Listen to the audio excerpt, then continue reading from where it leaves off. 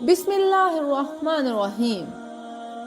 آج ہم بات کریں گے خانہ کعبہ میں موجود حجر اسود کے بارے میں اور جانیں گے اس کے بارے میں کچھ دلچسپ حقائق۔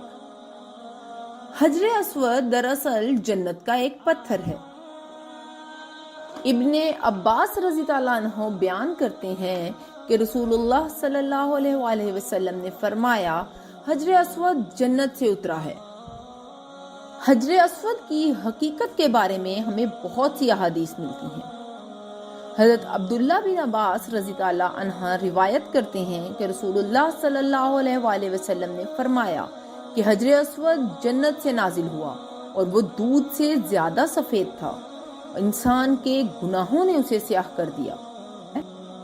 ایک دوسری حدیث جو کہ عبداللہ بن عمر رضی اللہ عنہ سے روایت ہے کہ میں نے رسول اللہ صلی اللہ علیہ وآلہ وسلم کو یہ فرماتے ہوئے سنا کہ بے شک حجر اسود اور مقام ابراہیم قیمتی پتھروں میں سے 2 پتھر ہیں جو کہ جنت سے نازل ہوئے۔ اللہ تعالیٰ نے ان کا نور چھین لیا۔ اگر اللہ ان کا نور نہ ہٹاتا تو یہ دنیا مشرق و مغرب کو روشن کر دیتے۔ حجر اسود خانہ کعبہ کے مشرقی گوشے میں واقع ہے۔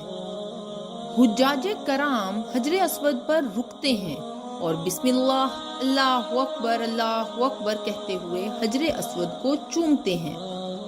پتھر کالا چمکدار نظر آتا ہے اور شاذ و نادر ہی کوئی ایسا وقت ہوتا ہے جب کوئی اسے چھو کر اللہ کی تسبیح بیان نہ کر رہا ہو۔ یہ پتھر محض ایک پتھر ہی ہے جو جنت سے اتارا گیا ہے اور مسلمان اسے رسول اللہ صلی اللہ علیہ وآلہ وسلم کی سنت سمجھتے ہوئے چومتے ہیں۔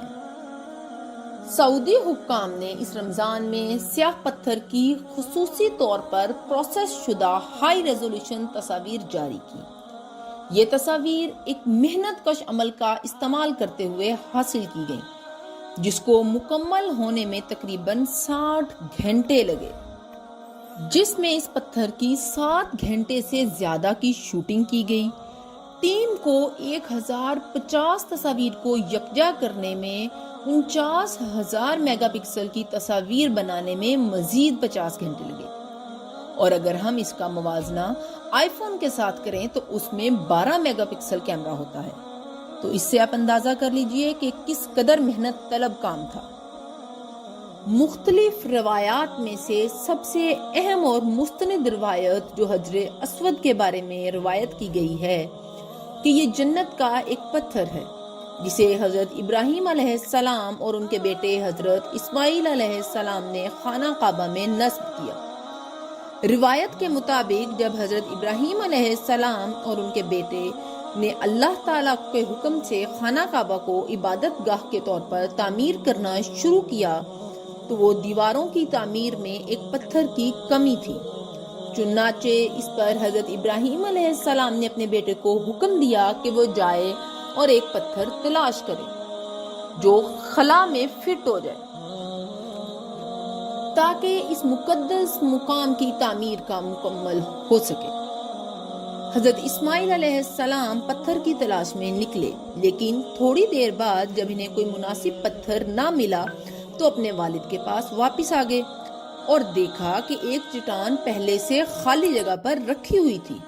اس پر آپ نے اپنے والد سے اس پتھر کے بارے میں پوچھا، جس پر حضرت ابراہیم علیہ السلام نے جواب دیا کہ اسے جبرائیل علیہ السلام نے پہنچایا تھا۔ چنانچہ اس روایت سے ثابت ہوتا ہے کہ حجر اسود ایک آسمانی پتھر ہے۔ رسول اللہ صلی اللہ علیہ وآلہ وسلم کے دور میں کعبہ پرانا ہو گیا اور شدید بارش کی وجہ سے منہدم ہو گیا، چنانچہ دوبارہ تعمیر شروع کر دی گئی۔ کام کافی حد تک آگے بڑھتا گیا، یہاں تک کہ حجر اسود کو دوبارہ اپنی جگہ پر رکھنے کا وقت آ گیا۔ کعبہ کی تعمیر کا کام قریش کے معتبر خاندان اور ممتاز قبیلے کر رہے تھے، اور جب حجر اسود کو اپنے پاس رکھنے کا وقت آیا تو ان میں جھگڑا گہرا ہوتا گیا، یہاں تک کہ ایک رکن نے کھڑے ہو کر کہا کہ میرا ایک مشورہ ہے، آئیے کل تک انتظار کریں اور دیکھتے ہیں کہ کون صبح کے وقت سب سے پہلے مسجد الحرام میں داخل ہوتا ہے، پھر اسے فیصلہ کرنے دیتے ہیں۔ سب نے اس تجویز پسند کیا اور اگلی صبح کا بے چینی سے انتظار کرنے لگے کہ کعبہ میں داخل ہونے والا پہلا شخص کون ہے۔ اچانک انہیں بڑھتے ہوئے قدموں کی آواز سنائی دی۔ یہ عبداللہ کے بیٹے محمد صلی اللہ علیہ وآلہ وسلم تھے۔ ہر کوئی ان کا احترام کرتا تھا اور صادق اور امین کے نام سے جانے جاتے تھے۔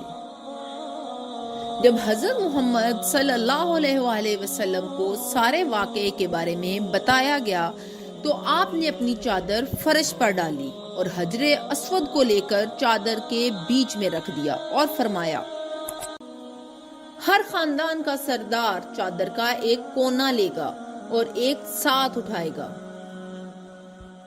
اور حجر اسود کو نصب کرنے کے مقام پر جا کر حضرت محمد صلی اللہ علیہ وآلہ وسلم نے اسے اپنے ہاتھ سے اٹھایا اور صحیح جگہ پر رکھ دیا۔